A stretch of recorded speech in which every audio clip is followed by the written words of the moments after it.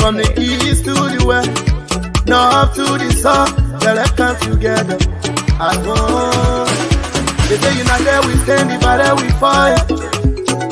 If we not celebrate, we do it for you. Voila, you forget that. You from Lower County, you from Maryland. Voila, you from Rewa Sess. I'm a bad way on young people. I walk on the fine way. Tabila, Kriwako. I love Liberia. Oh yeah, yeah. Free land on liberty, Liberia. Oh yeah, yeah. Oh yeah, yeah. I love Liberia. Oh yeah, yeah. They play for me and you, Liberia. Oh yeah, yeah. I was raised in the swamp, but I chilled with my guns. Kept it on the low, but we fought for the bones. True son of the sun, I'm a prince in my own. Never gonna lie, me, I love LIB.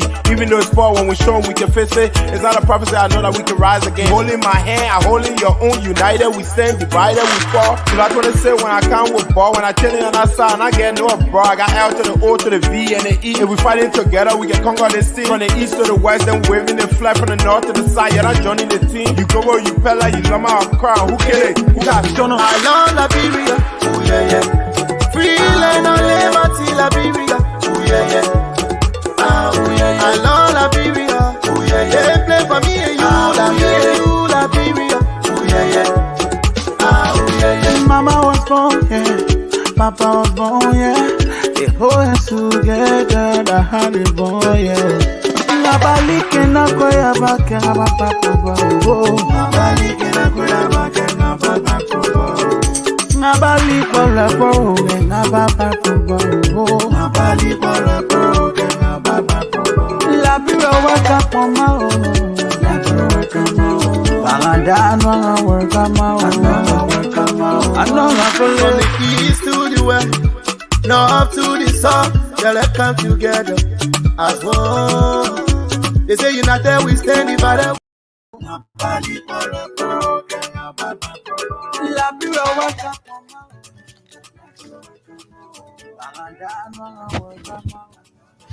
Exactly. From the east to the west, north to the south. Let's come together and build Liberia and empower Liberia. This is ELBC 99.9. And the program you're listening to is called Open Conversation. Open Conversation is a 2-hour current affairs program that talks about the major happenings in the country. And at about this time in Liberia, this is the biggest thing happening on radio right now on ELBC 99.9. My name is Washington Tapper Jr. And let me welcome my host. Good evening and welcome. Well, good evening, Washington. It's good to be here again. I'm told that the Friday is Friday already. So, yeah, it's, a pleasure being here again. The Fridays, one day we always pray for. At least we can take a break.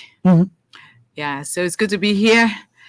And we bless God for another opportunity to be counted amongst the living. Today is the 15th day of September. The month is already in the middle. Few days to elections, and Liberians will decide on October 10 who becomes the leader of this country. And we can't wait to see that, because it's a part of history making. And if you're part of history making, all you can do is just thank God that you have another opportunity. So it's good to be here. It's good to be here today. So today's Friday. Let's know our guest. Who are our guest? So, one second. Our prime guest tonight, Mr. Allen Brown Jr., presidential candidate, and Ambassador Pastor Newsvet. We are vice presidential candidate on the ticket of the Liberia Restoration Party. Restoration Party. Wow. So telling us how they intend to restore Liberia if we need restoration as a country. Exactly. Promises to be an interesting conversation. So if you're listening to us via ELBC radio or the internet or any of our sister radios, we like to say, just keep it. So hang on. Keep it, keep your dial set to 99.9. And the standard bearer and vice standard bearer of the Liberia Restoration Party will tell us what they have in store for Liberia. Exactly. So let's move to trending issues. Open conversation has a trend. We disclose our guest to our listening audience, and we move on to talk about the major happenings in the country at about the moment. So the CDC, through its youth wing, or youth angle, has re-echoed the statement from the campaign manager, Len Eugene Nambe, in showing that all seditionists and supporters of CDC are isolated from the streets on Sunday, so that the Unity Party rally cannot be intruded by anyone who supports, because those who support the CDC and those who support the Unity Party and those who support other political institutions, whenever these different political institutions members meet, there's got to be some very good. So today, Emmanuel Johnson re-echoed the statement from, or the position from, the campaign manager and the campaign spokesperson as well, Kanyo Barbala. So today, all seditions, youthful populace of CDC, the old folks, the middle class, whatever, you've been asked, you've been cautioned by your leaders to stay off the streets on Sunday to allow a peaceful political coexistence with the Unity Party. Now, this demonstrates a high level of political civility, to tell you that we would not intrude, we would not be the ones to say, Unity Party people coming outside and then they've gone to distract what was unfolding. No, this should not be the case. Allow Unity Party to come out, allow them to to exercise the political right, the person they support, allow them to come out in their numbers however they think they want to come out. There should be no political distraction, and I think this is on the right trajectory, and this is just wonderful for our democracy. If we see political parties and institutions organizing themselves in this form, we must give it out for them. We must applaud them. We saw what happened in district number 10 when CDC went there. Yeke Koluba came out, and we saw a clash. We saw what happened in district number 9. And these things, when they are eradicated, when we remove them, from our political scene, we have, a space, a breathing space to allow people to assemble peacefully and to return home peacefully. So let's give it out for, the mentality of the people who are calling on their partisans to stay off the streets on Sunday. That's a good venture. That is a good message, and we must all give it up for them. You couldn't have said it any better. I think, that's it. And it's our hope that seditionists will listen to their leaders and stay away from the streets on Sunday, right? Mhm. Because it's Sunday that the Unity Party is launching whole campaign. And we are told that they're using the ATS. So it will be a good thing if you are not a part of that party to just you can watch it. It will be, on TV, radio, you watch what's happening. You don't have to be there. So there'll be no, problem whatsoever. So today, the guy believed to have, allegedly killed the girl Jessica. Kill. Murder? There was a murder? But she's not dead. Allegedly, that was the report they gave. So Jessica is alive. So let's just inform the public that the information you received from folks that Jessica was dead, she's not dead. She is alive. She's alive, but she's undergoing medication. So he spoke with the media today, and Jessica's mother also spoke with the media today. Did he speak with the media, or he was undergoing police investigation? He was being interrogated. Oh, okay, yes, police investigation. Yeah, police officer. Yes, and Jessica's mother spoke today, and she called on the Liberian people, she called on the government, she called on civil society organizations, to see how best that I just slip his name, this white guy name, just slip it out, that her daughter can get justice, and when you listen to some of the things he said today, how he was trying to provide, help for the young woman, blah blah blah, and all the kind of stuff. And it has been reported that this man, has an affair with this young woman to an extent where they are even, known from the family background. So if this man can come out, why ongoing police investigation to say that he was only trying to provide, help to Jessica, take her to restaurant or whatever, or to the store or whatever, to the market side to buy something for. This is I don't know how to term this, to the highest degree of ungratefulness. This is total wickedness. I have photographs in my phone, and there's a display of footages where you see this white man and Jessica. They are in our African traditional marriage positions. Now, why did you wound the woman in such a way from a minor? Now, how did she get bruised? He said a motorbike hit the woman. How can motorbike hit a woman all the way to a neck cut? I don't know. You see the hole in the woman's neck. How can motorbike? And you say you try to help the woman, and you lie her by the roadside and blah blah blah, trying to go after the motorbike, trying to do this and to do that. And this, I just don't know. People are just not fair. I just bad. People are just wicked. And this being demonstrated by this white man, justice, we know Liberia will be accorded to the family. The mother is crying out for justice. The Liberian people are watching what is going on. The white man, he will be accorded due process and all of that. But this, I don't know. It beats my imagination until to speak towards it. Violence against women. Torture against women. I hate to see people treat women like the way that lady was being treated. I hate it. Seriously.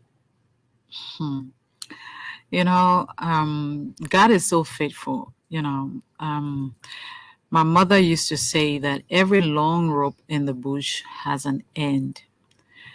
I listened to the mother of this girl, Jessica, and she tried to explain exactly what happened yesterday and how, her daughter left with this American citizen. Mm-hmm.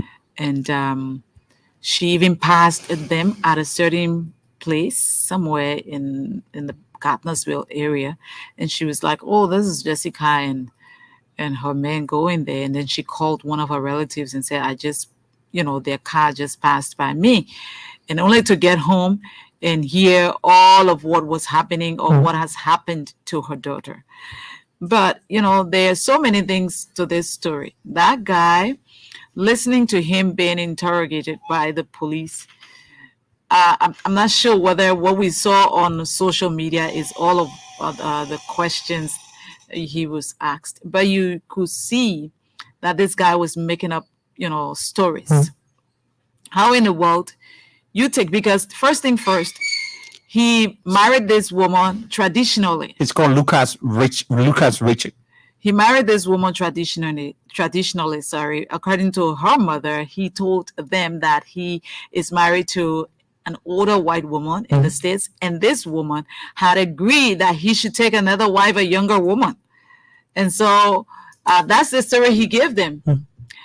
I don't know what questions were asked to this man before even giving her daughter to this man to marry her. Because there are reports that even at the wedding, they didn't see anybody like a family member to this man. And more to that, she didn't even hear from the man's wife to say, okay, my husband, I agree that my husband should marry your daughter, knowing fully well that, this man is married.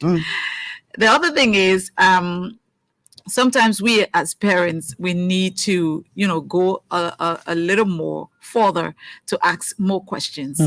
Not seeing somebody who is, a white man or a blue man or a gray man, and you think that person has money and you think your child, has a brighter future because listening to the story, he promised to take her from here to the States.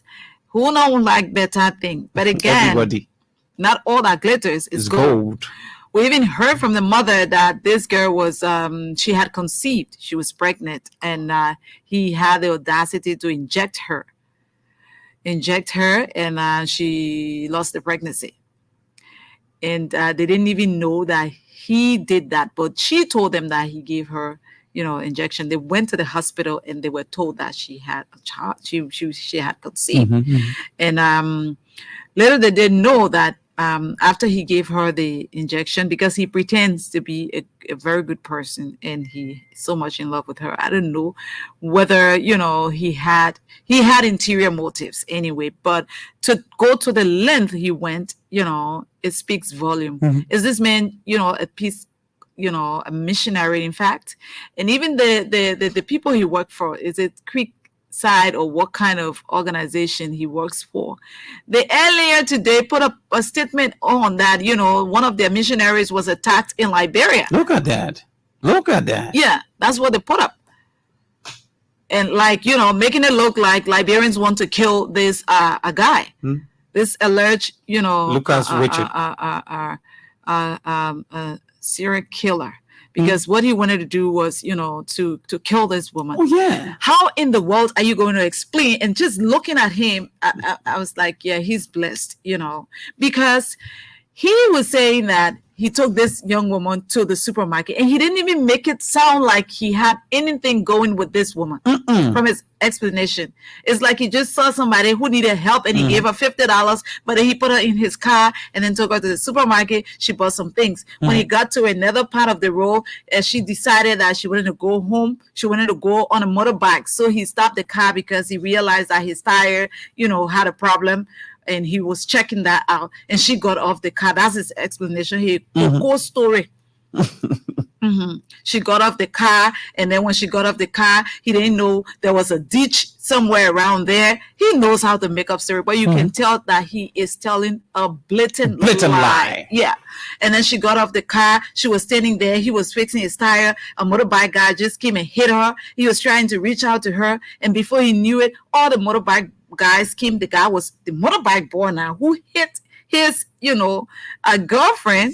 Maybe wife, we say. Yeah, his wife, was trying to then after hitting, what motorbike boy will hit you and then start calling people? If you're not doing anything to him, he would start calling people and he started calling all the other guys, and they came. Maybe they thought I got money and they wanted to take my money away. And so they started hitting me. I got in the car. How big, my disappointment was in the person who was asking that guy the questions. They even asked him the question whether he and the girl, whether, they had any relationship. They had something. He even deviated from the question and went back to what he was saying. And that guy did not even pursue him to say, whether or not they were married. And that was one of my disappointments. Softly quest.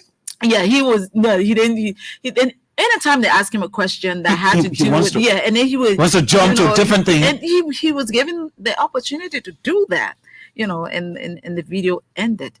But it's just sad. It's really, really sad that man will be that brave, because what we know and what we've heard from eyewitnesses is that he hit her from the back. Yeah. And then he tried to slit her throat. Yeah, and this motorbike guy, just came driving by and he saw what happened. And he even saved the Lucas man because the angry mob wanted to kill him yesterday.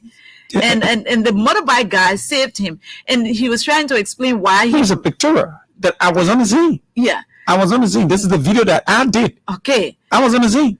So but you were on the scene where he was running away because he got in the car, according to him, when he tried, and then he tried to get in the car, And when he tried to get in the car, the girl too, he was trying to ask her to reach out to her, and she told him that just go, because maybe because you're a white man, maybe they want to do something to you. Really? But I thank God that she didn't die. Yes, you know, and by the grace of God, she's going to get better, and she's going to explain what exactly took place. Because this guy did what he wanted to do, and he's trying to frame the whole thing and make it seem as though he's the victim here. He's playing victim, and he got in his car. According to him, he revoiced. He didn't hit anybody. He heard in Liberia. Yeah, by the time you get hit by a motorbike rider, or if you have a problem with a motorbike rider, all of them just come and jump on you. So that's why he was afraid. He got in his car and he started running. He did not hit anybody, according to him, and they started running behind him and burst his car. He was concerned about his car. Something you said, I take serious interest in. What? Look, our Liberian parents, Titi. Of course. Our Liberian parents. How can a man marry your daughter without any family? Without any communication? What are you looking for? And I listened to her. I listened to her. She talked about, I send it here. They want credit from cathedral. They want to do this. They want to do that. Yes, that's a good, you try to build their future.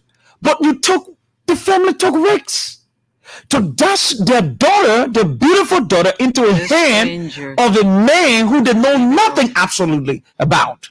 How can this man be married and then say to you that my wife is old, so she has agreed for me to marry second wife, but you haven't heard from the woman, the wife, the older married woman. No family from this man on the traditional wedding. Yeah, no family. That is only the white man I saw on that picture.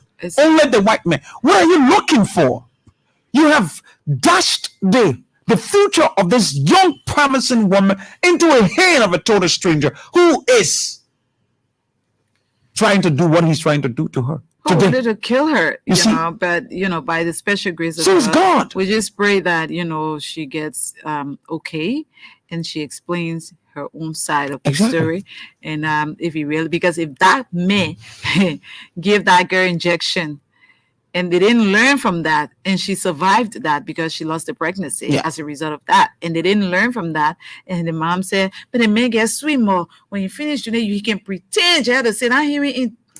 Like, serious, you don't have any bad people are sweet talkers. Look, let me tell you, somebody doesn't do bad to you 2-3 times and you continue to encourage that person. No, there is something in you that tells you that there is something about this person. I don't think, even in a relationship.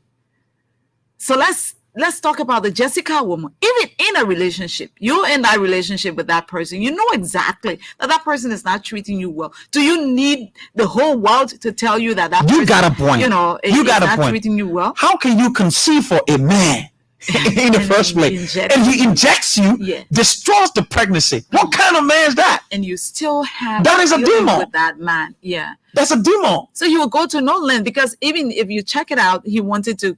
He didn't want the pregnancy, so he also obviously didn't. If they make it kill a child in you, if they make it kill a child in you, whole feet, everything got numb when she got when she was giving the injection.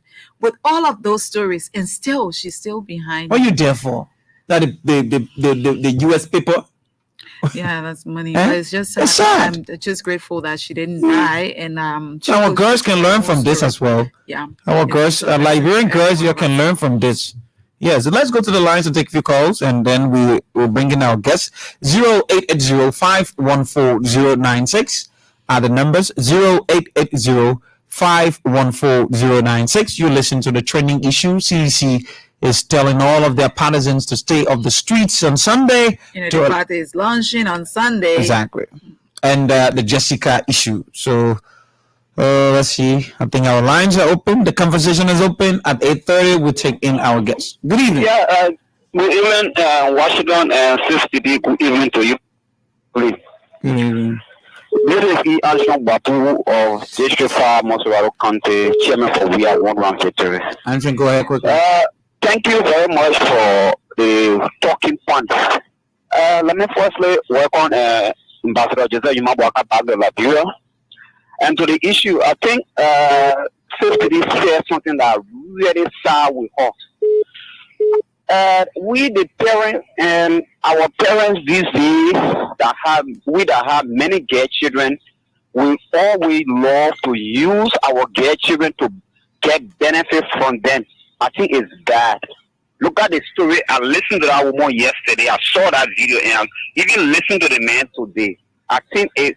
Let me put it in our own local way of talking. I think that witchcraft activity that about this, that total being a witch.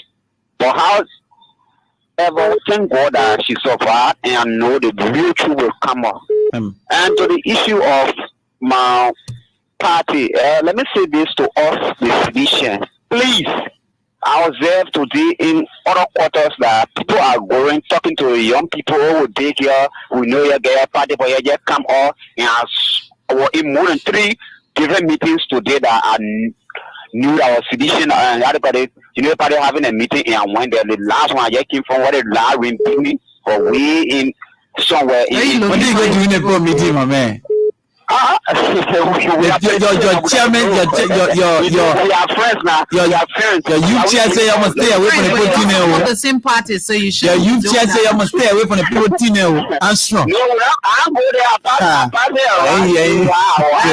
Okay, let's take other callers. Thank you, Andrew. Thank you. Good evening. No, don't wait. Hello. Let's leave water plenty people. Good evening. 0880514096 are the numbers. Trending issues. 8:30 we'll take our guest in this studio. Let's see if we can get callers. Good evening. Hello. Good evening. Hey. Yeah, we're interested in Washington. This is Sarah from Hey, my boy, go ahead. Yeah, I just called the plasma physician. Then we meet people when I join the party before. They're talking around the pool, asking for the vote, and the subway. Because of the notion, so yeah, part of the notion, son of my friend, and to the care issue. Yeah, I think the whole case, you know, they get my own, they get your money. I take the review. Okay. You take it. Okay, Cyrus. Good evening, sir. Good evening. Yeah, how are you? Go ahead. We're fine. Go ahead. Yeah, I'm at the from Cowell. Okay, go ahead. Yeah, I will bring the woman to yourself. I will bring the man by yourself. To be like it today. Sir, you are coming in broken, sir. I said, I bring the mother. I didn't bring the man or girl. I will bring the grandmother. Because the grandmother was the one that encouraged the girl to fall in their friendship. You were there? For especially today, I listen to what interview listen to all. Because there's no good mother with a girl, you just call you and say, oh, there's a man, make fun of me, and you say you want me. Then you are more to tell because if you let you, no problem. Then like the 1 week, they make so if you were the mother, what would you have said? For I was a mother, I would call my granddaughter and pastor, and before that, I would even let to meet the man and discover man better before my daughter and I may even get in the relationship. But I believe the woman wanted American son-in-law, so that's why he called my daughter. Okay, thank you. Let's take our last caller. Good evening. Good evening, 6th in Washington. Sounds like Bobby. Good evening to your many listeners. This is Bobby Abu Meska. I joined the conversations this evening from District 6 of SD Cooper. Let me first send the spirit recovery to the little child that was. Little child. I wouldn't need little child. Hey, Bobby, man. To the girl that was, in what went on this week. No, but it's unlikely for our brothers to come to see to some of us that we were begging people to go for the rally, even though they have their political party. So today, where the political dimension has reached right now in this country, you expect a party, the unity party, we go and tell people to attend rally, looking at all man. So the more president on the radio, they should speak about fat and not fat. Okay. All right, Bobby. Thank you. Okay, Bobby. Thank you so much for being a part of the program. We're not taking calls now. We're going to usher in our guests shortly. We're going to take this break. We're going to wait for police investigation because I heard the police spokesman today, Moses Carter, and they have this Lucas guy in their custody. They're investigating him. He's going to be investigated here in Liberia because it's here that the whatever happened yesterday happened, and so he will be investigated here, and we hope that she can come out of the hospital alive.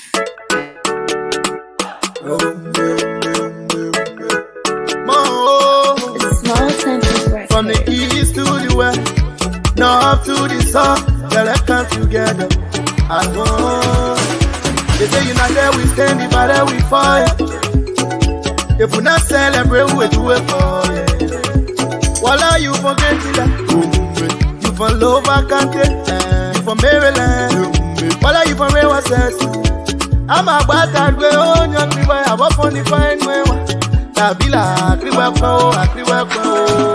I love Liberia. Oh, yeah. Free land on liberty, Liberia. Oh, yeah. I love Liberia. Oh, yeah. Play for me and you, Liberia. Oh, yeah. I was raised in the slum, but I chilled with my guns. Kept it on the low, but we fought for the bones. True son of the soil, I'm a prince in my own. Never gonna lie, me, I love LIB. Even though it's far, when we show we can face it. It's not a prophecy, I know that we can rise again. Holding my hand, I holding your own. United, we stand, divided, we fall. So that's what they say when I come with ball. When I chill on that side, and I get no bro. I got L to the O to the V and the E. If we fighting together, we can conquer this team. From the east to the west, then waving the flag from the north to the side. Yeah, that's joining the team. You go where you pella, you love my crown. Who kill it? Who got done? I love Liberia, oh yeah. Free land on liberty, Liberia, oh yeah. I love Liberia, oh yeah. They play for me and you, Liberia, oh yeah. Mama was born, yeah. Papa was born, yeah. They hold us together, the honey boy, yeah. Nabalike na koya bake na papa bo. Nabalike na koya bake na papa bo. Nabali pole po na papa bo. Nabali pole po na papa bo. La biro waka poma o. La biro waka ma o. Balanda no waka ma o. No waka ma o. I know na from the east to the west, north to the south, they let's come together as one. They say united we stand, divided we fight. If we not celebrate, we do it for you. Voila, you forget that. You from Lova Country, you from Maryland. Voila, you from Rewa Says. I'm a bad way on your river. I walk on the fine way. Tabila, Kriwako. I love Liberia. Oh, yeah. Free land on liberty, Liberia. Oh, yeah. I love Liberia, oh yeah. They play for me and you, Liberia, oh yeah. I love Liberia, oh yeah. Free land on liberty, Liberia, oh yeah. I love Liberia, oh yeah. They play for me and you, Liberia, oh yeah. My master square on the mix.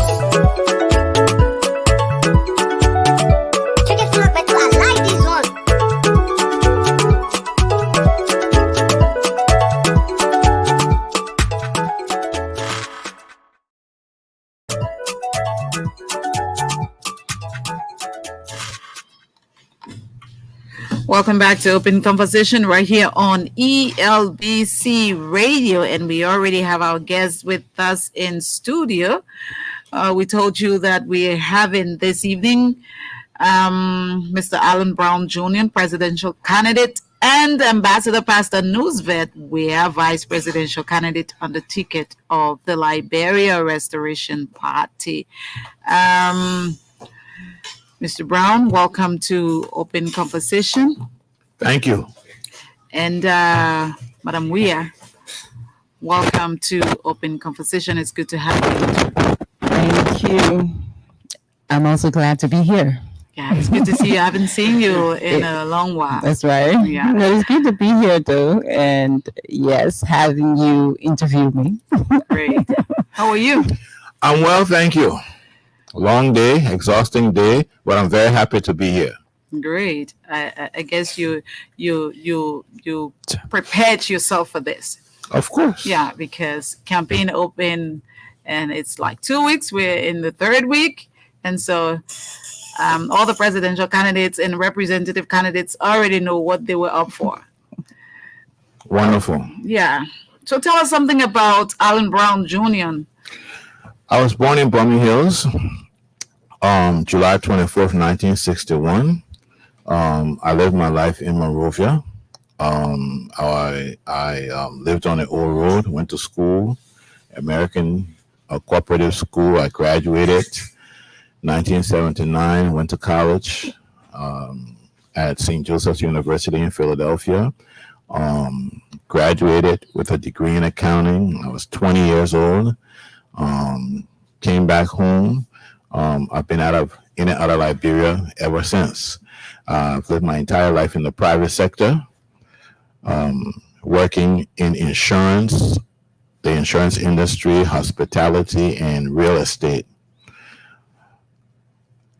2004, to fast forward, I returned home and I got involved in real estate, where I invested in the hospitality business, urban hotels, and in real estate, the Urban Financial Center. It's still here today.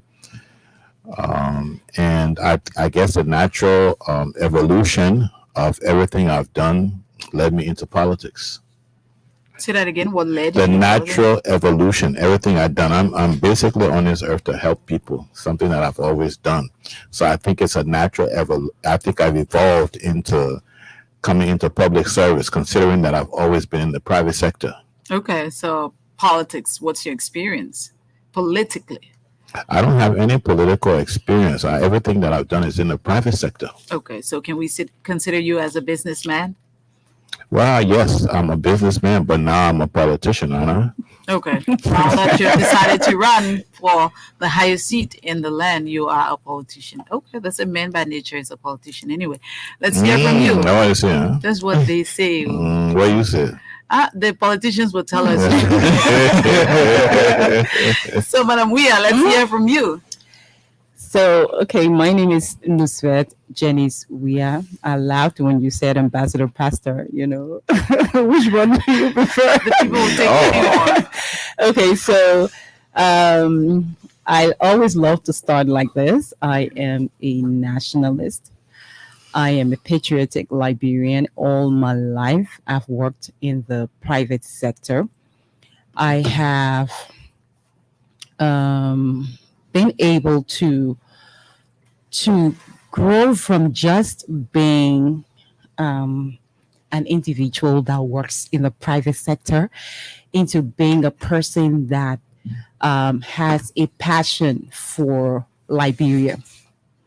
So I have, over the years, taught on the Liberian mentality, mannerism, and etiquette. And it was a passion in the beginning, and it still is a passion for me, for my country. So somebody might ask, why did you start talking about simple manner or the Liberian mentality? It's simple. When you are a nationalist or a patriotic Liberian, all you want to see is the best from your country. And the word service is what has brought me here today. I believe in serving my people. I believe in serving wherever I am. I have worked in the private sector for over 20 years. And I think you are aware that I worked for Orange, Selcom, then Orange. But that was not all. I've worked in a couple of other African countries. I've worked in Ghana. I've worked in the Gambia. Again, in the private sector. Okay. So I believe that at this juncture in our nation's history, coming to serve as a vice standard bearer. I see it as a real blessing. I see it as a call to duty, a call to service.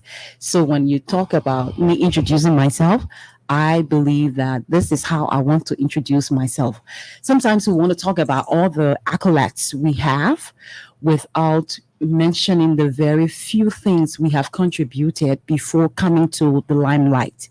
And I feel that's how I want to introduce myself and tell you about myself, that I have been into promoting our national and cultural heritage as Liberian. How did you do that? I just told you about the programs I've had on On radio radio? and television. Okay. So to like an inform on education, helping Liberians getting to understand that these simple things matter. So if you're talking about the Liberian mentality, definitely you're talking about there is a mindset that we have as a people that we could work on to improve upon. Because if we Is see it a bad mentality or well, mindset? Titi, I think you should be telling me as a Liberian. I don't think you should be asking me You're because the one who are teaching us. Yes. And so I want to But hear from you. it's There not. must be something that encourages you to teach the Liberian people. So let me about ask. that. Let me ask you a question. I'm the one asking the questions here. Okay, yeah, tonight. no, you. I'll ask you and then I'll answer you. Okay, so let me ask you: haven't you seen at a traffic light where it was red Mhm. and a taxi driver or somebody you saw behind wheels passed? I've seen that. Have you stood at a door before and they say exit and you see somebody trying to enter? Maybe the person doesn't know how to. No. It's just a yes or no.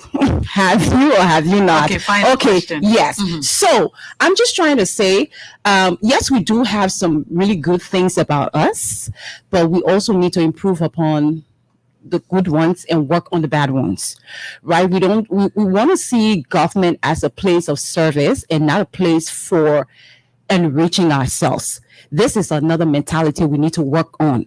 So you see, when I'm talking about the Liberian mentality, I'm not really talking about denigrating our people or trying to, stigmatize people. I'm just trying to say that we need to work on ourselves. And this is what I saw the need in the beginning. And this is why I'm here today, because there is a need to serve. And that's why I'm here today. I guess as Vice President of the Republic of Liberia, you'll also be teaching people that. Okay, but let's ask you this question. What's the vision and agenda of your party? I think I'll answer that, but I just want to be clear about the rules of engagement. I want to make sure I understand. You're asking a question, I don't interrupt. I'm giving the answer, you don't interrupt. That's the rules of engagement. I'm just because I observe you interrupting her. So I want to understand. You ask the question, I don't interrupt, but when I'm answering the question, you interrupt. Is that the rules of engagement? No, sir. What's the Because rules? when you say something and I want clarity, I will ask. No, you're not answering my question. I'm saying to you, I want to understand the rules of engagement. If you're asking a question, hey, hang on, let us Sure. understand each other so that we can move forward cordially. Sure. I'm saying to you that if you're asking a question, I would imagine that I wait until after you ask the question if I want clarity. So I'm asking you, isn't that the rule of engagement, or do I interrupt you in the middle asking your question? And the reason why I'm asking that is because I noticed that you butted into her. That's all. And I know. Listen. Let me make sure. Go ahead, answer. Go ahead. So the point is, if I ask you a question and you're answering my question and I don't understand something, I will hold you there just to give me clarity. It's totally different from me asking you a question, because obviously you will wait for me to end before you can answer. There's no way I will ask you a question and you interrupt because you haven't understood or listened to the end of the question. It's okay. So go ahead, ask your question, please. Okay, so what's the vision and agenda of your party? Okay, so the Liberia Restoration Party is to restore the nation to God. We're the only party that has that as our part of our platform. That is the spiritual aspect of it, of course, but then there are practical applications that I would like to talk about, and that is how we're going to impact your lives and change the country. So let's start with the simple parts, okay? My platform starts with empowerment, and that's empowering our people. We start with children. I believe very firmly that no child should wake up in the morning hungry, go to bed at night hungry. I'm part of a ministry run by Pinky Bima. She's an awesome, very captivating personality. She is running for this to be Senator of Bong, the incoming Senator of Bong County. She's had this going on for 20 years or so, feeding people. I'm a part of that. So I'm aware of the need for to feed people in this nation. How do you intend to do that? Just how we've been doing it. Okay. Hey, hang on. This is where we're gonna have problems. Listen to me. Are you gonna decide to let me talk and explain, or we gonna butt heads? So if you want us to butt heads, then we start butting heads now. Franklin Delano Roosevelt was the president of the United States of America during the Great Depression. I'm feeding people right after what he did. I'll establish food kitchens throughout the nation. That's how we're gonna feed people. What we're doing right now is not exactly how he does it, but it gives the same result. I'm only telling you, you want us to butt heads, we'll butt heads. What are you doing right now? The ministry you are a part of, who are you feeding and where are you feeding the children? Bong County, but we fed them all over. But we were feeding them in Bong County, and we're doing it right now. In fact, you did a feeding last week. But here's the thing you have to understand. As of 3 months ago, we were under 100,000 in terms of the people that we fed. Now we're over 100,000 in terms of the people that we feed. And who are the people that we're feeding? Initially, it was to feed orphans, but then we found out that parents were hungry too, so we had to start feeding them as well. And that's only scratching the surface of the demand. That? How you feed people? You cook for them, and then you feed them, and then they eat the food that you cook. You do eat food that's cooked, don't you? Or you only eat food that raw? Sir, if you don't want me to ask you questions, then you're welcome to ask me questions, and I'm answering the questions, dear. Is this how you're going to lead this country? If people ask you questions, you get, I am not. I'm only answering the questions. You ask me the questions, I answer the questions. No, you're not, sir. You're not. I didn't answer the question. No.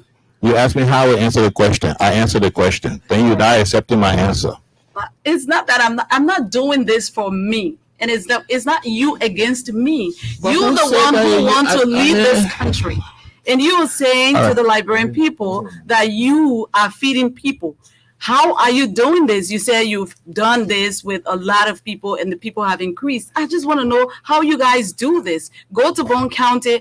This part of Bone County, we feed people like this. This is what we do. We cook food in this part of Bone County, in Batala, and we call people every Sunday to eat. Is it on a daily basis? I have to ask all of these questions. All right, hang on.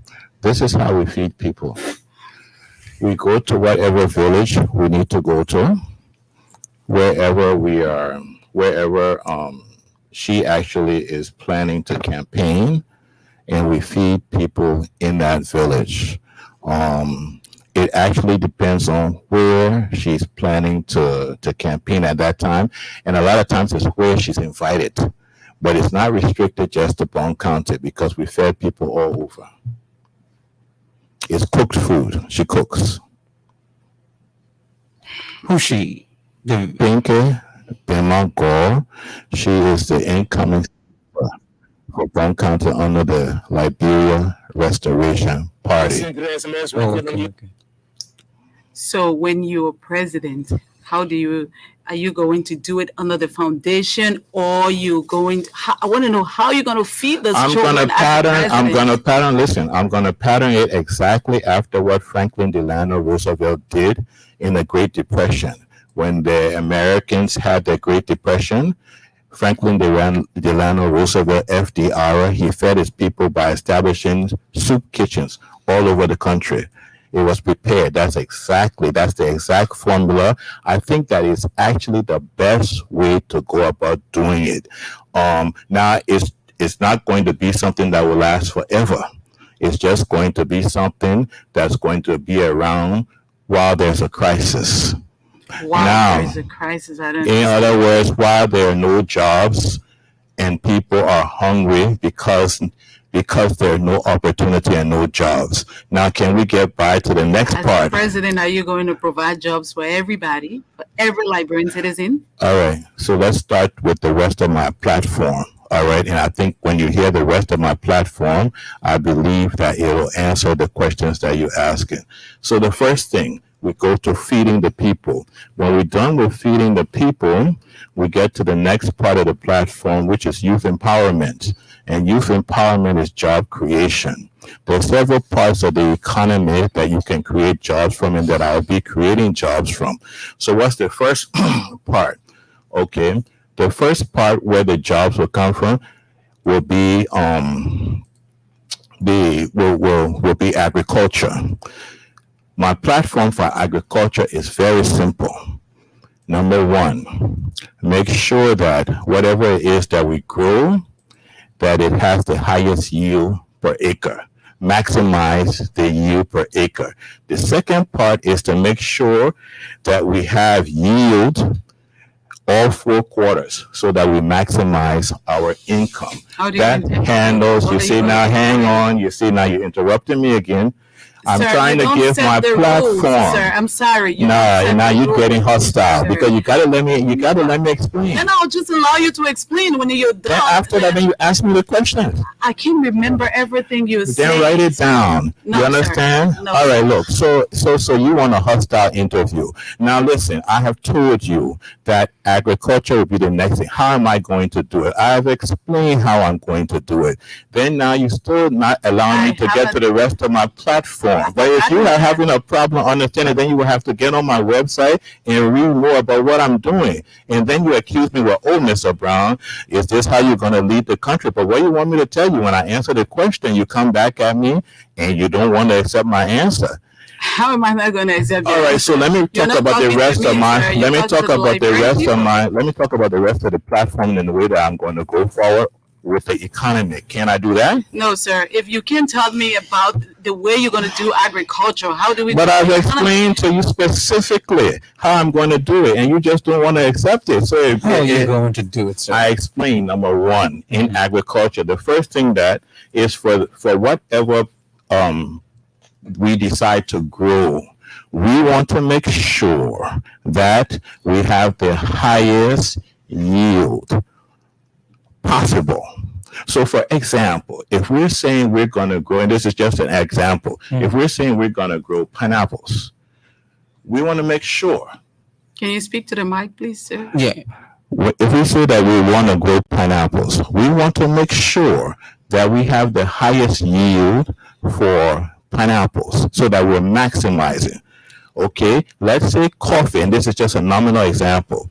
We want to make sure that we're always yielding every quarter, because that if we're yielding every quarter, that's an income stream.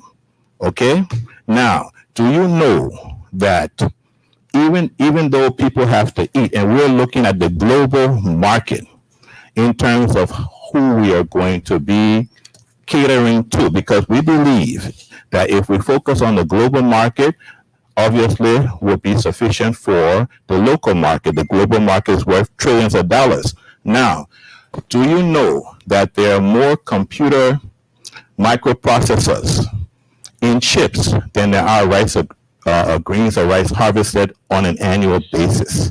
So what that means is that even though we start in agriculture, but the real money is in technology.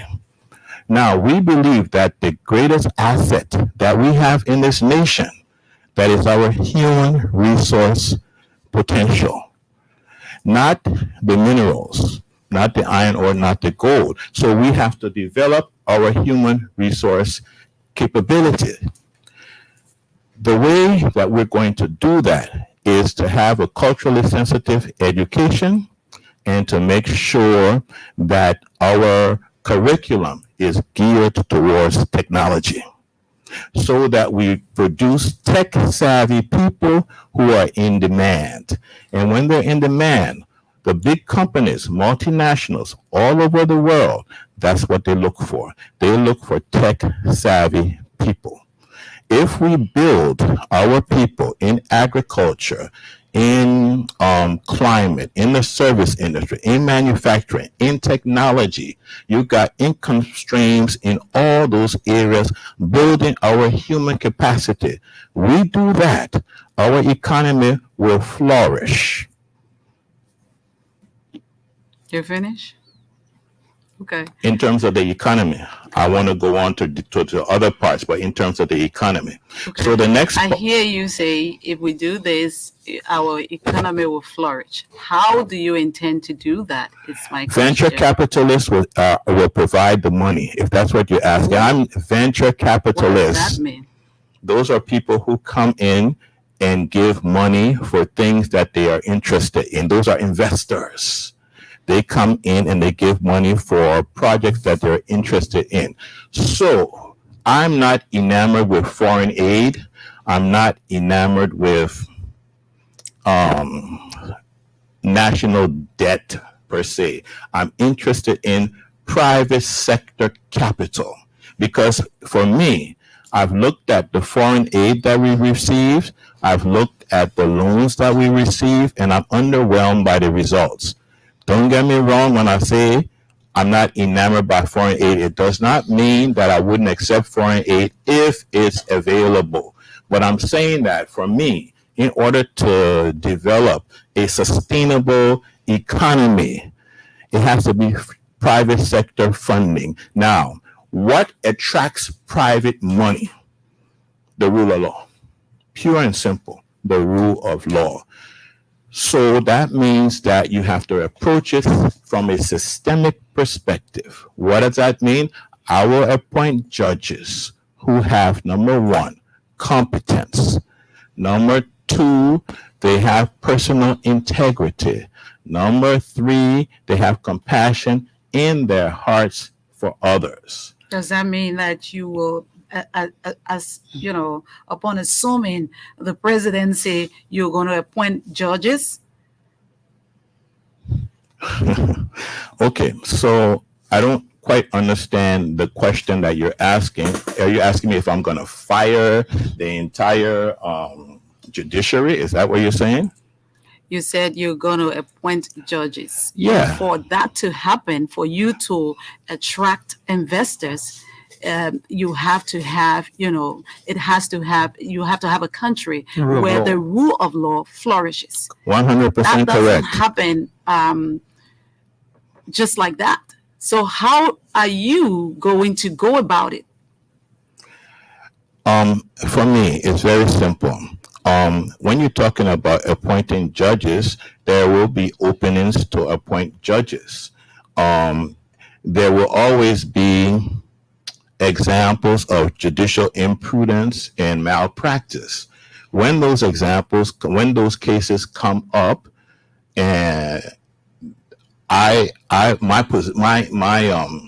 my way of dealing with that would be to remove the judges, especially if they're proven that they've made the wrong decisions, to remove them and appoint other judges who have a record of integrity, who have a record of competence, and who have a record of compassion. That's how I intend to do it. So that doesn't just happen, like that, just like that. So you were saying that you're going to attract investors, and that will only happen if the rule of law is flourishing. So if you took office today in Liberia, you will have maybe one judge after 2-3 months or 6 months or 1 year, who has a problem, and that person has to be changed. Somebody asked me that question before. They said the same thing that you're saying. This is what I'll say to the answer. You have to understand that there are also currently businesses that are on the ground that you will have to deal with. And until I'm able to attract the kind of investment that I want, I will deal with the investments that I have.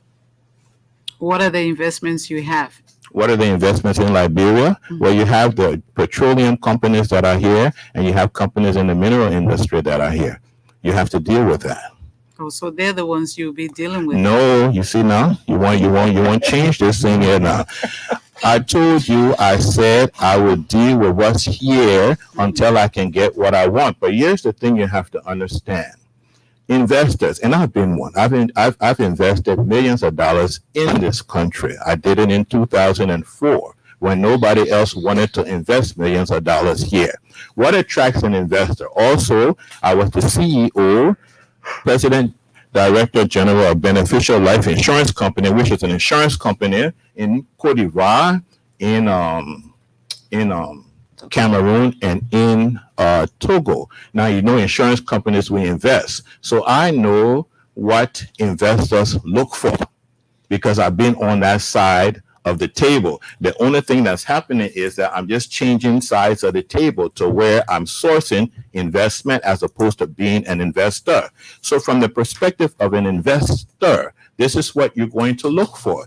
Yes, you're going to look for a rule of law to make sure that that if you put your money down, whether it's 10 million or 100 million, you want to be sure that your money is secure, that nobody is just going to rip you off. When I take office, that's one thing that I will clarify. I will make sure that I let the investors know by example that nobody is going to be ripping them off, that their money is safe, and that we're operating under the rule of law. You both seem to be, little known in Liberian politics and have no record of political struggle in this country. What can you recount as your contributions to the growth of Liberia in all aspects of our national life? Let's start with the part of little known. I am not impressed with people who are so well known. When most of the people in this country are starving, what difference does it make whether you're little known or you well known when you got hungry people? It makes no difference at all. Hang on, you gotta let me answer. Unless you believe that the well-known people didn't do a job of feeding people. It doesn't really matter whether you're little known or whether you're well known. I've been operating in the private sector, and I have a notable track record of helping Liberians throughout my life. As I told you, in 2004, I came here and invested millions of dollars. It's on record. You can go back and fact check. But I have always helped Liberian people, and I'm proud of my record helping Liberian people. So when you ask me, what have you done as a private citizen? I've done a lot to help Liberian people all over the world. As president, I will do even more, and I'm looking forward to that opportunity.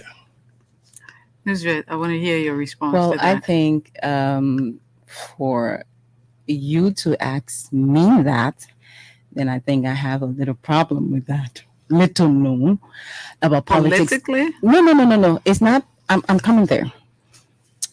It's not everyone who has entered politics started by having a track record.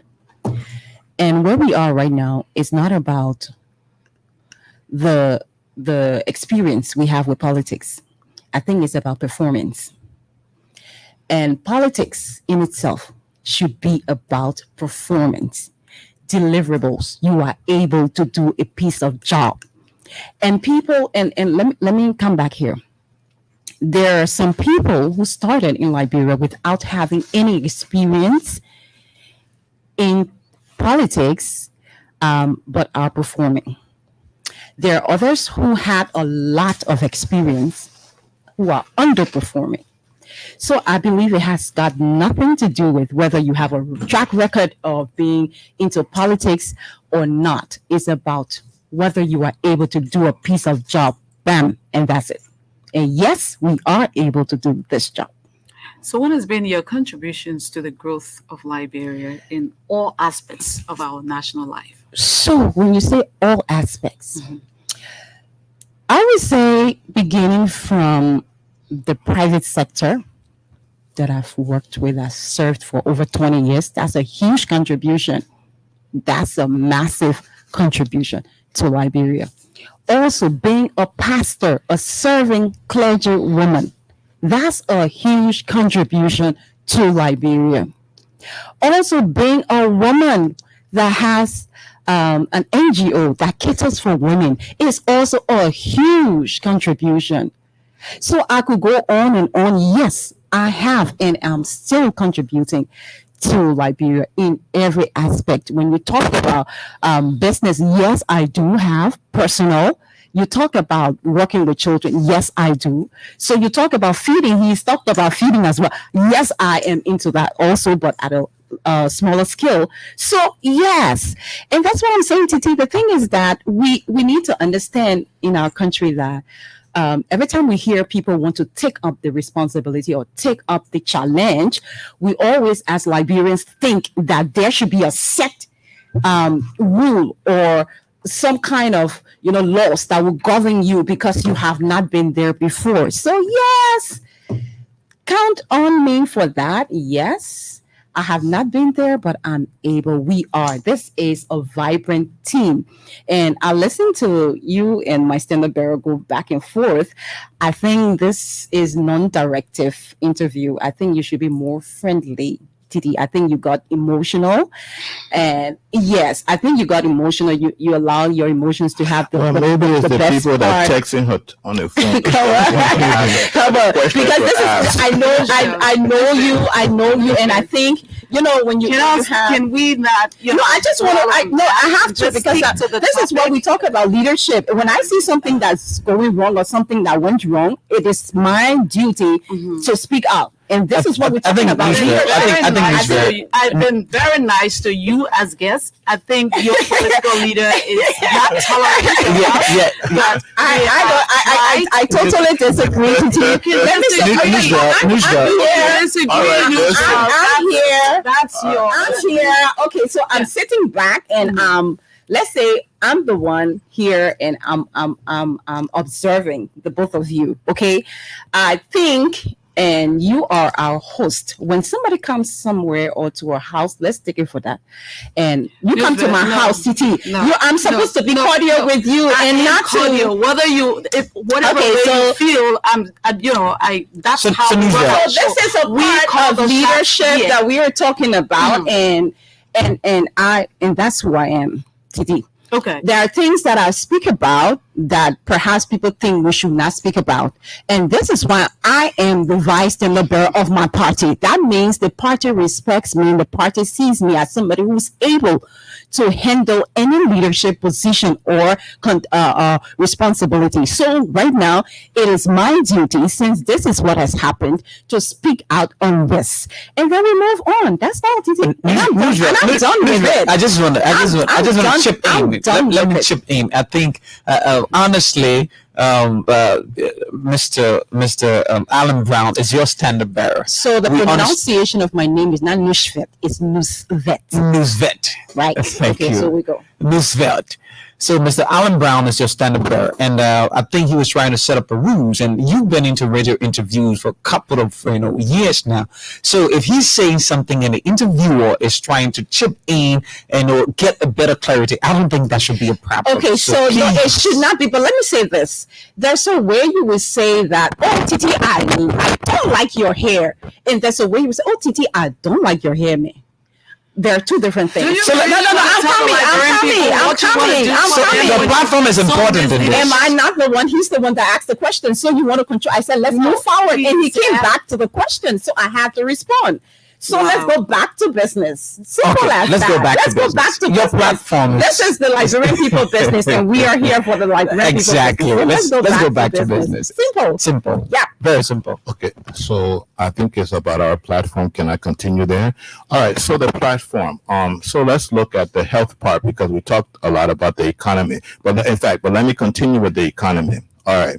So after the youth, then I want to get into certain policies that I have that I believe are going to be very impactful in terms of moving Liberia from a country where the vast majority of our people are poor to middle income.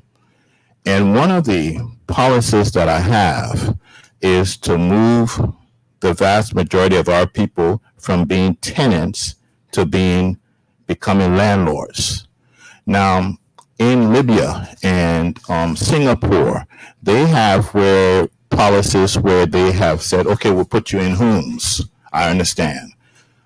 But we can't, we're lagging so far behind that we can't play catch up, because if we play catch up, we'll always be behind. So my policy is saying, look, IPP, investment property program. What does that mean? So that says, Mr. Washington, as a Liberian, what I'm saying, or Titi, as a Liberian, what I'm saying is this.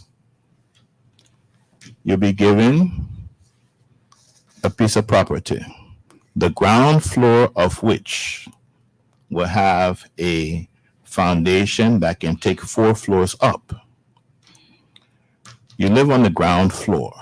The first floor will be for investment purposes. You rent it out, controlled by a management company that's responsible to pay off the money from the venture capitalists or wherever you get it from, pay security, create the jobs, all of that stuff, and you can still go up 3 floors. What it does is that it forces our people to move from where they're on the sidelines of an industry to where they become in the center.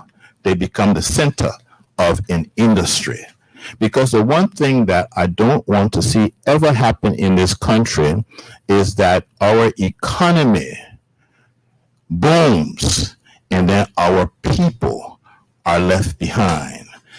So this investment property program, it deals specifically with that.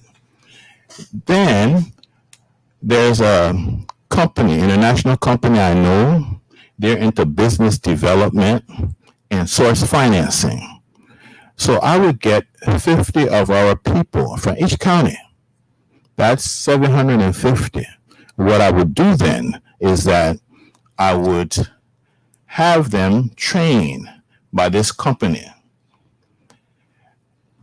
Then what we would do is monitor them, capitalize them, and spread them in every sector of our economy. Watch them set this economy ablaze. They would transform this economy. They would encourage others by their performance. They would encourage others to join into this economy. On the public side, I would be looking at 100 from each county, 1,500. What I would do with them, have them rotate, go from ministry to ministry, from agency to agency, from bureau to bureau, from county to county for 30 months, learning government. And then after that, strategically place them in all different three different branches of government. What this would do is allow them to make their mark, because now they understand governance. And these are important direct policies. They're very different from anything anyone has heard, but I think they're complementary in terms of how they would move the economy. With respect to education, I'm talking about culturally sensitive, but I'm also talking about geared towards the curriculums that are geared towards technology. I mean, now technology rules the world. Whether you want to accept it or not, this is just the way it is. So what I would be doing is to create tech-savvy people, whether it's in data processing or whether it's in software, engineering, or some other specialized area, or artificial intelligence. We would have our people in there. And what that would do for us is that all the major multinationals, this is what they look for. I can remember when I was in college, there was no internet. We didn't even have cell phones. Today, I cannot do it on my internet. I cannot do it on my cell phone. This is to say that we don't know where technology will take us 10, 20, 30 years from now, but anything's possible. And we want to make sure that we have our people prepared for a future in technology. When it comes to healthcare, I'm very concerned about this thing where we have to go abroad to seek medical care when we should be doing it right here. I would start with JFK or Redemption Hospital or any other hospital. I say that we make it state of the art. We've got more than 3,000 Liberian professionals that are medical doctors just in the United States of America alone have a program. They'll probably be interested in coming at a discount rate. They understand the new state-of-the-art equipment. We have fine doctors over here. We find a way to blend them together to be able to take good care of our people. That is with respect to healthcare. Healthcare. Yes. The rest of the other sectors. It's the same thing in principle. What I would be interested in doing is the same thing in principle. Be interested in building our human resource capacity. You see, this is where we've missed it. We've missed it where we haven't paid attention to our greatest asset, our human resource capacity. That is where we're missing it, and we cannot afford to ignore it anymore if we want to build this nation. Because if we build our people, it's our people then that are going to build the nation. And if we don't build our people, I guarantee to you what will happen is that the nation will go this way and our people will go that way. And we don't want that. And we've seen it in other countries where you come into a country, and if you to the places where the better places that they have, you only see expatriates to that country. You don't see any other locals because they haven't done what they were supposed to do to build the people. So, are you also concerned about road construction? And what's your take on that? How do you intend to connect Liberia, Monrovia, and other parts of the country? How do you? Connectivity is part of our platform. In order to have in order to have road connectivity, you still have to have an economic plan in agriculture, in climate, in manufacturing, in the service industry, in technology. You still have to have all these things going on. But to answer your question directly, yes. But I would use what we call BOTs, Bill Operate Transfers, okay? And what BOTs does is that you give it out to somebody who has experience in these areas.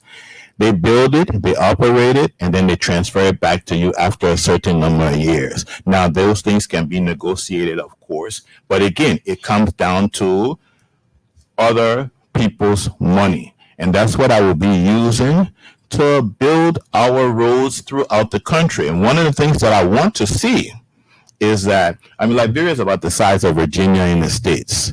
And what I would like to see is at least 3 different major highways throughout the length and breadth of this country. And that's very possible with the BOTs that I speak about.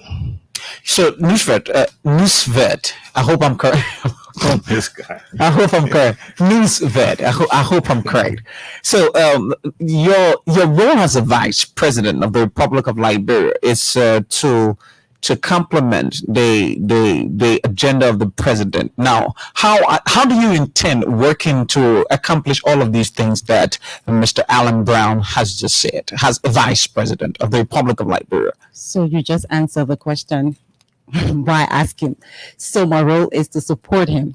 So that's what I'm going to do. That's how are you going to have disagreements? But definitely, no. Come on, give me a chance to answer the question. Okay. I'm going to support him. Yes, I am going to support, not blindly. Okay, I'm going to support him because we are a great team, like I said. But we are going to have some disagreements, definitely, because we have to disagree upon issues in order to agree upon them. There will be, and I'm not saying he's not going to have great and awesome ideas, but sometimes there are things when you are disagreeing, you are not disagreeing on based upon personal interest. You are disagreeing for the common good of the people. So if we think that what we're about to do, we need to revisit, we need to disagree for that moment for the betterment of the Liberian people, yes, we're going to do so. Disagree with the president and you have him resolve issues with you as a We vice will president. have to. We will have to. We are already a team. This is what you see. I realize that sometimes people are not real. People are not frank. People like to cover up. Even you as a person, there are people, even with your mother, you're going to disagree with your mother. I'm sure you do sometimes. Even if you are married, you're going to disagree with your wife. Now you're talking about national issues.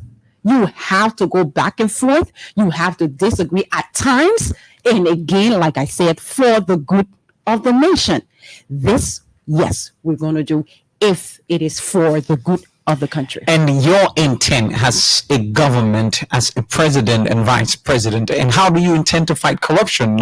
Corruption is a systemic stuff in all country. How do you intend, Mr. Brown? Wonderful. And this question I get asked in every interview, and my answer is unchanged. Exactly. It's because it's the only way to really fight corruption. I'm going to appoint competent judges. That means they understand the subject matter of the law. And if they make a mistake, it wouldn't be because they didn't understand the law.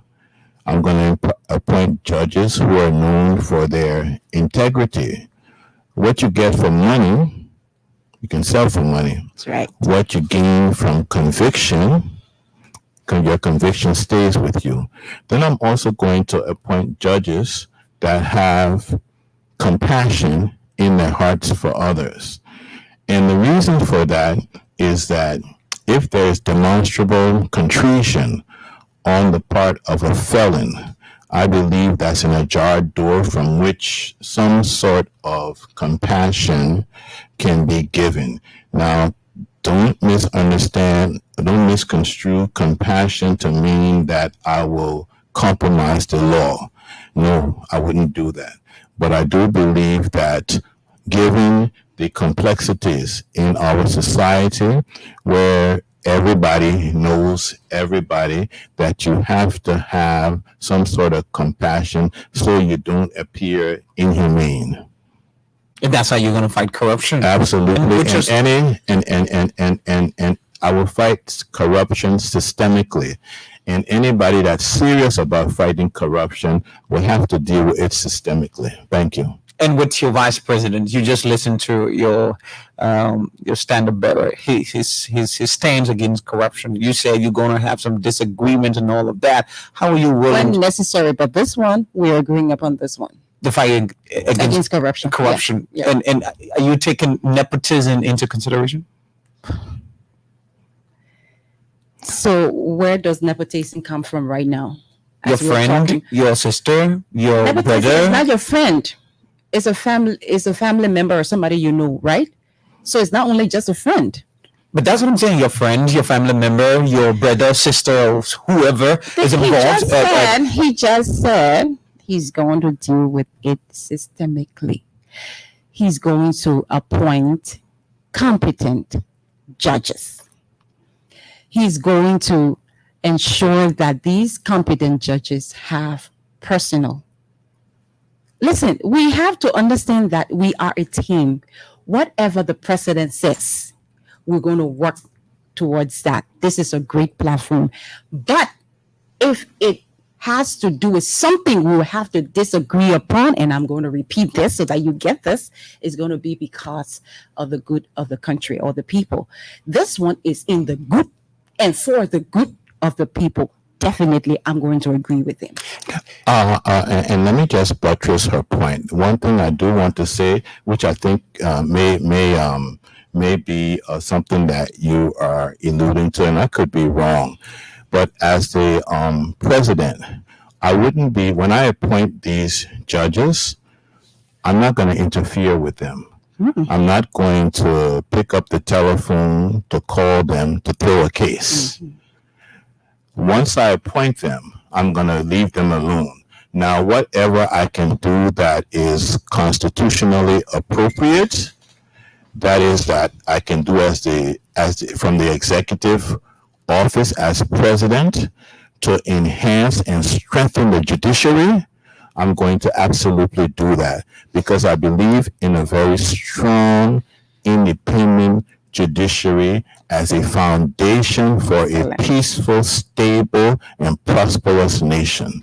Let's talk about, we'll be going to the lines at 9:30. Let's talk about the possibility in the opposition, you from the opposition, wanting to unseat the current President George Weah.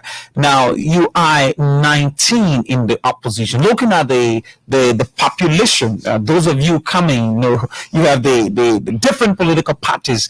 What are the numbers you think you can accumulate to be able to defeat a popular president like President Weah? Okay, so I want you to understand something.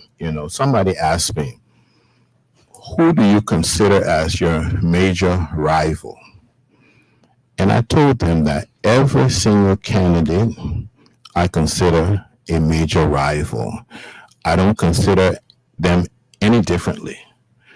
And in terms of how I prepare and what I think and my strategy, it doesn't matter who's in the race, my strategy will remain the same. The first strategy is this. I'm a neutralist. I'm not here to criticize the current administration or any administration previous to the current administration. I believe in the politics of civility. That is respecting all parties. There are times, most times, if I don't have something good to say, I'm not going to say anything. Also, it's if you hear somebody say Alan Brown said something negative, it's not true. And I'm on record many times. I actually praise other candidates. I've done it with Lucini Kamara. I've done it with Tiwan Gongla. I've done it many times with the president because it doesn't take anything away from me in terms of the politics. It doesn't take anything away from my platform, which I believe is the very best platform. In the debates the other day, a couple of days ago, there was a candidate who got up and said, well, all the platforms are just a little variance from the other. I'm like, you got to be kidding here. No, our platform is distinct. That's what makes us different. What I believe is this. I believe that when the Liberian population gets to fully comprehend my platform, that I have the possibility for a first round victory. Oh, you're claiming a very first round victory? Listen what I'm saying. I'm saying to you, when the Liberian, excuse me, I speak the English language and you comprehend the English language. I'm saying to you, I believe that when the Liberian population fully comprehends my platform, I believe that it will resonate with them and it will create the possibility for a first round victory. Because what? I'm telling you that I'm going to feed you. And we have a feeding problem in this nation. I'm telling you that I'm going to move you from being a tenant to become a landlord. And we have mostly tenants in this nation. I'm telling you that I'm going to create space in this economy, develop young people, monitor them, capitalize them, spread them across the economy, that transforms the economy. I'm telling you that I'm going to put together a public sector policy that will train 1,500 of our people, allow them to make their mark. That transforms our government. So when people understand my policies, understand that I'm not here criticizing the current administration or administrations previous to this, understand that I'm civil towards everyone, that there's no hostility, not an ounce of hostility, that my politics is all issues based. When they understand the issues to which I subscribe, there's no doubt that a reasonable person may likely be inclined to support this platform. I know that my platform is second to none, and that's why I stick to the platform and the issues directly associated with the platforms. I don't get into the bickering. Okay.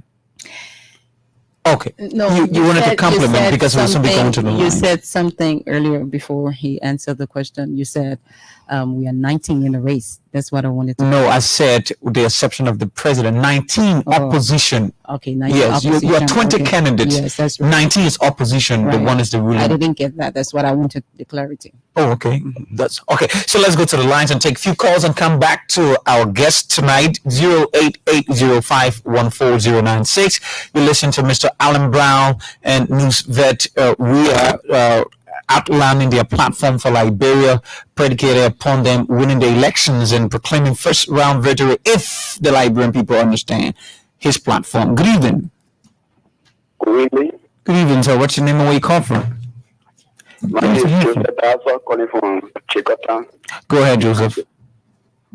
Yeah, I want to say thank you to your studio guests for letting just give you a little time. Like person, we are 2 years feeling what to do. Thank you. Thank you. Thank you. Give a little time. 08805140096. The numbers to call. Mr. Alan Brown is our guest, and his vice presidential running mate is Nusvet Weir. Let's go to the lines and take a few calls. Good evening. Good evening. How are you? We're fine. What's your name and where you call from? Okay, this is Abenigo Newton. I do join the program from social community. Go ahead, sir. Okay, let me say thank to you and thank to Titi Jibril and being the executive and the co-host of your shows. And let me say thank to your studio guest. Mr. Brown, I follow your show. I think you have a good manifesto, and I wish I was say thanks for that document that you possess. But I hope and pray that this season will not be for you, then for 2029. But Mr. Brown, please, I want to know your country of origin. Thank you. Well, thank you very much. Let's get this next caller. Good evening. Hello. 08805140096, and probably we could take a orange number 0772038240 will be the orange alternative number 0772038240. That could be the orange alternative. So the Lone Star is 08805140096. Let's get that the calls going up. So let's I hope you take down their questions and you respond to them. Let's go to this one. Good evening. Good evening. Okay. The lines are 0772038240 is the orange, and the Lone Star is 0880514096 are the two numbers. Let's get this caller. Oh my gosh, the lines keep bustling. No, I couldn't take you here. Good evening. Yeah, good evening. This is Lamont Campbell, and I come from Maryland. So go ahead from Maryland, but you have to be a little audible, please. Okay, thank you. Okay, first I want to say thank you to your studio, but I want to take a big thank you to Titi. I love the way Titi will ask her later, because our studio guy refused to answer questions and also be interviewed. And you know that Titi is very in the Liberian people. So she had a right to pose any question, and you need to answer it in the way of TV so that Labempo can understand your strength. Thank you, and thank you. Thank you very much. Let's get this orange caller here. Good evening. Yes, good evening. Will it be someone calling from Maryland County, Harbour City? From Harbour City. Go ahead, sir. Yeah, I want to tell Mr. Brown to please be patient. We're going to see his platform, but actually really want to know his country of origin. Country of origin. Thank you very much. Let's grab this person. Good evening. Good evening. Good evening, sir. And good evening to Sister D, and good evening to you. Good evening to your studio guests. My name is Ojuku Oboswa Ojuku. Your studio guests need to tell us his origin. 1, 2. I think this is my first time hearing about him. If some of us that used the radio, this is our first time hearing about him, then he's not popular in our politics. I think he needs to join the CDC to support the president. And right after the president, after the 2023 election, the dream and aspiration you have, he can join the president so that we can implement some of the projects. The thing about agriculture, oh yes, the president, that is the president concerned. About road connectivity, that is the president concerned. Of health, that is the president concerned. So all the things that you talk about, the president is concerned about, the president is doing them. So since he is not popular yet, he is not known, it is better enjoy the CDC to support the president in his endeavor. Thank you very much. Let's grab this person. Good evening. Good evening. Yeah, good evening, sir. So go ahead. What's your name and where you call from? Okay. My name is Joseph. I am calling from Granjida County. From Granjida County. Go ahead. Yeah, I can say thank you to our student girls on the studio there. And the other way, just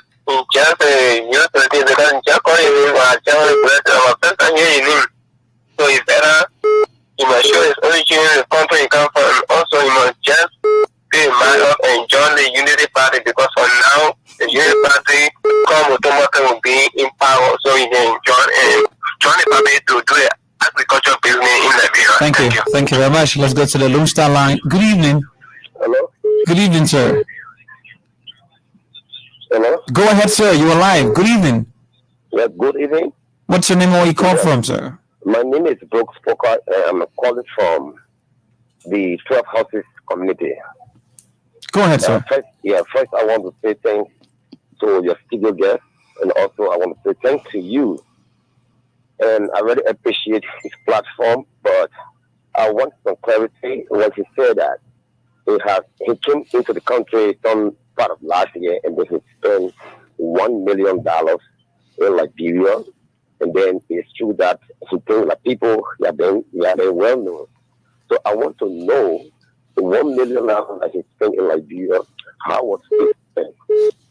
Thank you. Thank you very much. Let's get the next caller there on the Lone Star line. Let's get this one from the orange line. Good evening. Good evening. Good evening, sir. What's your name? Where you come from? Yeah, this is Christopher and Boasla. I'm calling from Nima United Community. Go ahead, sir. First, I would like to thank our studio girls and studio, and also Miss Titi and you as well. I would firstly like to compliment your interview here tonight. And my question goes to the main studio there. To ask your income standard barrier. No, he's not income standard barrier. He's a standard barrier. Okay, standard barrier. My question here is, if you be our standard bearer to rule this country, no, if you be our president, sir. Okay, if you be a president to rule this country, he left the line 0772 03 8240 is the orange number, and the Lone Star is 0880 514 the numbers to call Mr. Alan Brown and Madam Nusvet Where are our guests from the Liberia Restoration Party? Good evening. Good evening. Let's take this next caller there. Good evening. Good evening. Hello. Good evening, sir. What's your name and where you call from? Yeah, I'm getting from here.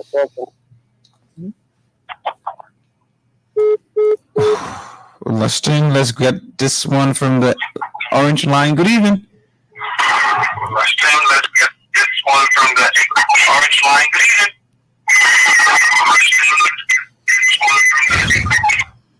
Let's take you off the line. You're listening to your monitor. Good evening. Hello. Hello. Let's take you off. Good evening. Good evening. Good evening, sir. What's your name and where you call from? Hello. What's going on with our lines? Good evening. Hello. Sir, go ahead. What's your name and where you call from? Yeah, Ambassador Ezekiel Buna from station number 3, pipeline. Go ahead, sir. Yeah, I listened to the studio guest, Mr. Brown, the Senate barrier, and that is past Senate barrier. So I don't know whether he so far on your platform they highlighted mostly on agriculture, and then they never accepted listening to other questions from TT. But however, I would like for him to also make more emphasis on the issue about drugs, because that's one of the major aspects we are focusing on in Liberia, because we see that most of the youth who are the future generation of this country are highly involved into drugs. So what's going to be his strategy on his platform or becoming a president to tackle drugs? And that's the security sector. Liberia lack security. And then another major problem we have in Liberia is our judiciary system. There's no justice. Things happen, and then there's no justice. Private at times we say if you don't have money, you don't have justice. So how very you going to do that for us as our incoming president? Thank you very much. Let's take more calls on 0880-514-096 are the Lone Star numbers. And the orange is 0772-038240. Let's go to the Lone Star line. Good evening. Hello. Good evening, sir. What's your name and where you call from? How you doing? I'm fine. Yeah, listen to your studio. What's your name and where you call from? My name is Marcus Loma, calling from Tigers Village. Go ahead, sir. Yeah, someone recently said our country right now, is on autopilot, in the sense that things are not really going the way we expected to go, in terms of, for example, security, there are a lot of, things happening. Sir, can you ask a question? When it comes to, like someone just said, the drug situation and the rest of it, we didn't hear them, speaking on two cardinal issues, security and drugs. Really. Security and drugs. Yeah, that's to that. Thank you. Let's take this person from the orange line. Good evening. Good evening, my dear brother. How you doing? What's your name and where you call from? Fine. Mr. Fumbo from District 4. District 4. Go ahead, sir. Thank you, Mr. Yes, our incoming president.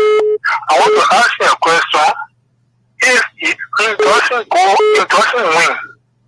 before battle, when there is runner in the election, where is 10 point? If so, I am kind of appealing to him. No, you're asking him a question now. Yeah, let him join Unity Party. Thank you. But you're asking him a question. Maybe you won't answer the question. No, thank you. Let him answer the question. Good evening. Hello? Yeah. How are you? We're fine. Go ahead. What's your name and where you call from? I'm Paul Jusukama. I'm calling from Apple. Go ahead from Maryland County. Yes, sir. I want to ask your studio guys, if elected tomorrow as president, what time will it take the same-sex marriage? You say what? The same-sex marriage. Okay. Marriage give. Okay. All right. Thank you. Good evening.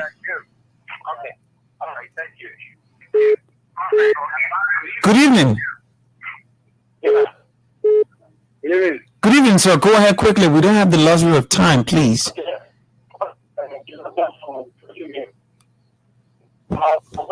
Hello, sir. You're not coming good. Coming faint. Good evening. Hello. Hello? Sir, go ahead. What's your name and where you call from? Hello? Hello? Sir, go ahead. He's listening to the receiver. Let's take this person from the orange line. Good evening. This person left the line. We'll take one or two more calls, and then we'll go back to you to answer those questions. Good evening. Hello? Good evening. Yeah. I'm calling from Joe community. Go ahead, sir. Yeah, just still get spoken well. But letting wait for our papi 2023, 2029 can be it. You can try possible, but 2023 will make our man to get our papi. Okay. Thank you. Let's just see if we can get. Good evening, sir. What's your name and where you call from? Yeah, you are speaking about Boss Christopher Bonman Barkley. Go ahead, sir. Yeah, studio guest, thank you very much this evening. I've been following your show throughout. Yeah, to the studio guests there, whenever you are seeking a position like, especially for the presidency, the first thing you have to identify some ills in the society. And after identifying them, and then you show us how you work on that. But then also you're just a platform of how identifying the ills in the society. So it simply means that how the government is now is okay, and then there will be no need to put it there, which we are satisfied with the government now. So what is the essence of making other platform when you are not telling what's wrong with the other platform? Thank you very much. Thank you very much. So we'll hold the calls here, and we'll get back to you. There are tons of questions concerns the Liberian people listening all across Liberia are concerned, and they want you to answer this question. Mr. Alan Brown or Madam Vastenberg? So I'd like to say thanks to all the callers. You all have affirmed that this platform is the most forward thinking ever. If you listen keenly, nobody said anything negative. That means the message is different and it has resonated well. So I'd like to turn over to my standard bearer to continue from there. Okay. So the first one, my county of origin from Flomo and a couple of other people, Obush. Wow. Anyway, so I was born in Bummy Hills, July 24th, 1961. Then somebody, Brooks, asked about me clarifying $1 million.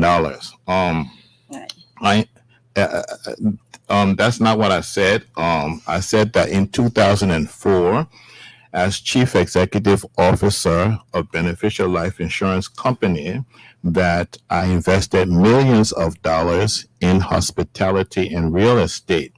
What you can do is that you can Google Alan Brown, Liberia, or Africa. And one of the articles there says that Alan Brown puts his faith and money in his country, Liberia.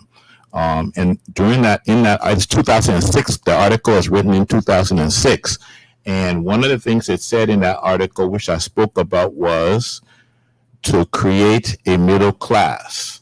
And that's precisely what I'm talking about doing here. Then I believe it's Christopher who talked about drugs. So I visited the biggest ghetto in Liberia on Center Street, the Penal Building. And I had the opportunity to engage with many young people who are challenged by drugs. And I started by telling them that people call you disadvantaged, but I see promise and greatness in you. There's a individual, Pastor Nunu. They believe in him. He loves them. They love him. And he's been doing extraordinary work with the resources. I identify the drug problem as the number one problem affecting the future of this nation because it's affecting the youth. And once you affect the youth, you destroy the future of the nation. So I will appoint a drug czar, and his name is Pastor Nunu. He's already rehabilitating the youth, even with his major resources. This is something that he's been doing. He's been doing it for years.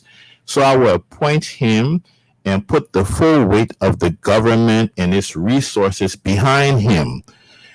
We will create in-house facilities. We will create outpatient facilities to help our people and our youth. Then I will connect with our international partners for border control purposes, because the drug issue is bigger than just one nation or Liberia, I should say. It's international. And in order to control the borders, we have to have help from our international partners.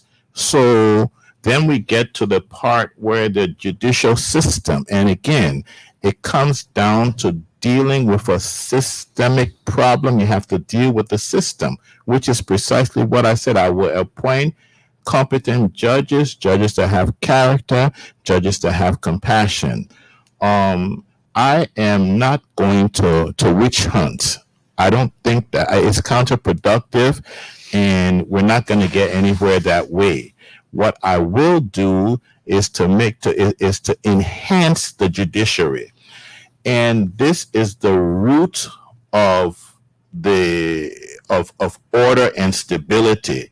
When people know that there is a strong and robust judiciary, it's a deterrent against crime and everything else. So I will be very resolute on enhancing and strengthening the judiciary. With respect to security, I would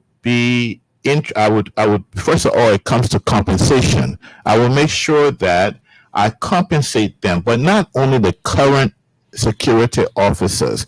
You have to deal with the retired ones who have dedicated their entire lives to securing the nation. And some of them are penniless today. So so if you want to impact, then you have to deal with them. You have to make sure that they have the right retirement package, because what that does, it boosts morale for the people who are serving today. Not only that, then it encourages other people. They will want to come into the security services. So it makes recruiting easier. So in terms of the security, I will make sure that they're well taken care of, whether it's the police, whether it's the military, or whether it's some other branch in the security apparatus. And that, I believe, will serve as a deterrent. But I'm on record for saying that the number one problem affecting the future of this nation is our drug problem. I believe that it's a pandemic. I believe that it's bigger than Ebola and COVID combined. I do not believe that it's apoplectic, not at this stage, but I do believe that if it continues without being addressed, that it has the potential to certainly destroy the nation, because you destroy the youth of a nation, the nation's gone. Then there's the issue of same-sex marriage. Someone asked Musu Kamara. Anyway, the bottom line, somebody asked about same-sex marriage. I'm totally against it. I believe that marriage is between a man and a woman. I believe in leadership. You should be very clear about where you stand, even when it's an unfashionable a position. I believe that you should be very clear. I believe that the family unit is a nucleus of society, and that has to be the mother, the father, and their children. I understand that in the world today, globally, this is an unfashionable position to take, and I accept the consequences that come with taking this decision. I'm on record to say that I will not say or do anything for this job. I will be honored. I consider myself an option, like many other options out there, and I would be honored to be elected to serve this nation and its people. But when there is a topic that I am basically and fundamentally opposed to, such as same-sex marriage, I will absolutely make my position known and accept the outcome or consequences of that decision. Then there is another Christopher. So Christopher, I think, is asking, what will I do in the next 3 minutes? In the next 3 minutes. Yeah, that's what I'm saying. We're wrapping up now. Oh, yeah, okay. yeah. Okay. So anyway, I'm almost through. Yeah. Okay, so let me just fast forward quickly, see if I missed anything. I don't think I missed anything. So then there's a guy named Christopher, and I think he was asking, what would I do if it came to the second round? What I do know is this. I will be whatever I do, it'll be based on what is just, what is fair, and what is compassionate. Because I believe strongly in justice, in fairness, and in compassion.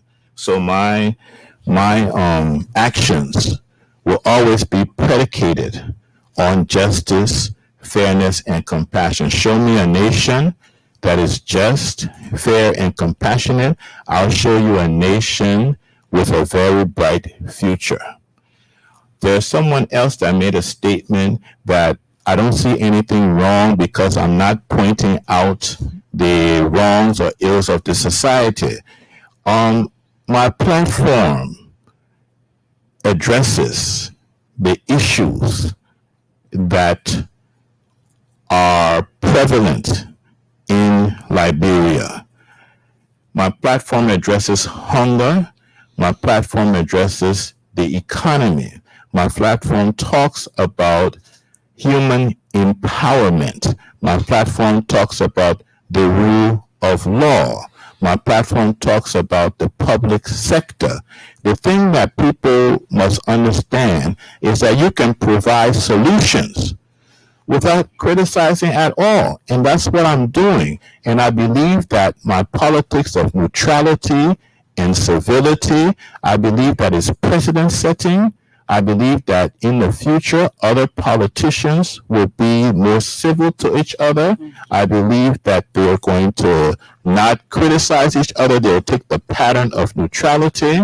I believe that in the future, faith-based politics, I believe that is here to stay. I believe that my presence has changed the political conversation to where it's an issue-based conversation, because if you're not criticizing somebody and then, people have to start paying attention to the issues. I believe that my platform is on the right side of the issues and that we can and we will transform this country. Thank you. We can and we will transform the country. Nusret, it's up to you. Any injection and then your parting comments. Well, I'd like to say, for those of you who have been wondering whether to vote or not, we have some undecided voters. Well, yes, this is the best platform for you if you're looking for a place where people are civil towards each other and other political parties. This is the best place. For those of you who are on the other side, you have your parties. We are not asking you to join this political party. We're just asking you to vote number 3 on the ballot paper. You can stay to where you are, but you should know that when you are voting, You are voting for your future, the future of your children. You are voting for a better Liberia. You are voting for a country where, with all of what we have just promised, they're going to be actualized. So, yes, the number is number 3. And thank you so much to those of you who showed interest. And I'm sure those of you who didn't call in, you were also impressed by our agenda. So thank you. Thank you very much. Thank you, Mr. Alan Brown, and thank you, Nusfed J. Weir. We wish you God's blessings. We wish you the best. Just supposed to wrap up? Yeah, just your parting comments. That's thank you. Just in a few seconds. Okay, so vote for number 3 for empowerment of your children, for youth empowerment, for godly leadership, to take ownership of your inheritance. Number 3, Alan Brown Jr. Thank you. Thank you very much, and we appreciate your coming, and we say thank you for honoring our invitation, and we wish you all the best. Thank you. Join us, God willing, Monday for another edition of Open Conversation. My name is TTG Bro. Thanks for listening. Thanks for listening. Have yourselves wonderful, wonderful weekend. My name is Washington.